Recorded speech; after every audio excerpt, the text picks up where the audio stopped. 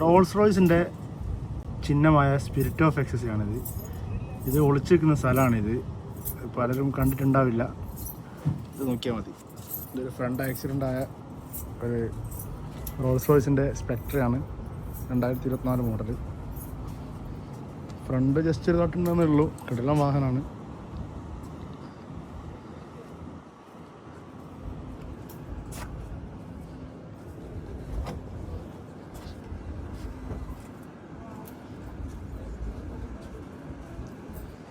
ഇത്രയും വില കൂടിയ വണ്ടിയുടെ മെറ്റീരിയൽ നോക്കിയാൽ മതി.